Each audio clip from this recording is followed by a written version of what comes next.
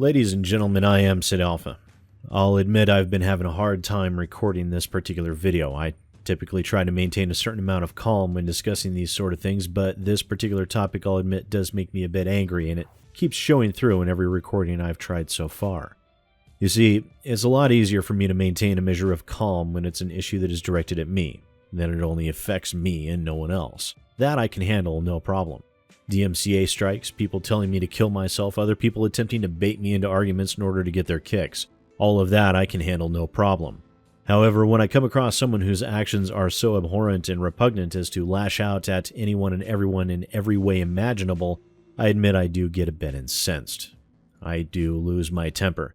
Plus, it is extremely frustrating always having to bring you all bad news. It's gotten to the point where I might just have to bundle everything into a new series and label it devs being bad or devs doing naughty things or some such nonsense like that.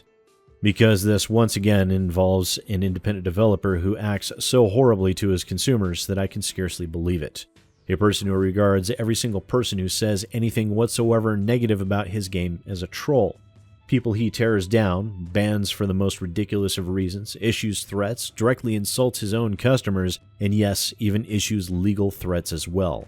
The game on your screen is called Blood of Old. It is developed by Andrew Watt 96. It's a solo project that is finding itself on the Steam storefront for the second time.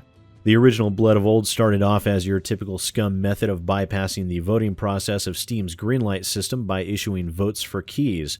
Once the game made it past Greenlight's paper-thin barrier to entry, Andrew Watt did release the free keys as advertised. Of course, for him, that is when things didn't exactly go according to plan.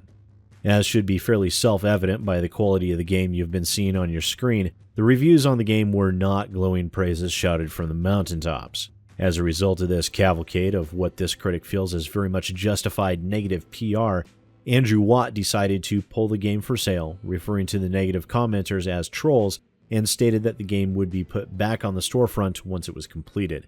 For an example of the developer's behavior, we have a very old ban from Blood of Old where the reason given was, "You mad because I make lots of money and you don't." And this tirade against a user that went by the name Trillith, where Andrew Watt says, "Please do hand it over to your online reviewer. I would love exposure for the brand new build I just released, so get off my page before I get a moderator to manhandle you out of here. Oh, and while you're at it, go do something productive with your shitty low-ass life. You said I was an asshole, so an asshole you will receive, you putrid pile of shit. I hope my previous comment was enough for you to send it to your online reviewer. Thanks for your cooperation and have a nice day."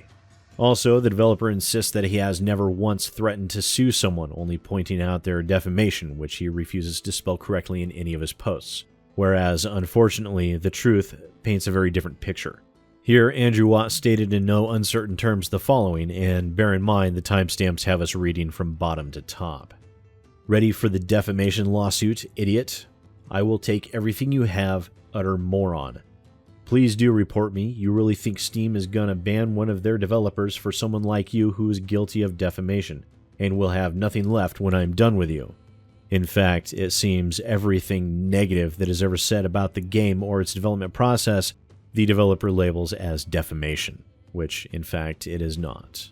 The developer of Blood of Old has manipulated the system to get his game onto Greenlight, bullied and harassed his customers, engaged in thread deletions and mass user bans, as well as direct legal threats against Steam users. He is a bully who thinks he is untouchable and will do anything and everything in his power to silence the negative reviews so he can get away with selling his substandard game to as many unsuspecting souls as possible, and will threaten, belittle, and ban anyone who might stand in his way. And it is this sort of person that makes me wish I could cast aside my morals as easily as he apparently has, if he ever had any to begin with. Despite all of this, threatening direct legal action over a few comments in Steam typically does not go well. Andrew, as a warning, Valve does not look kindly upon actions such as that. You can only look at digital homicide for proof if you need. Once again, ladies and gentlemen, I am SidAlpha, and I'll see you next time.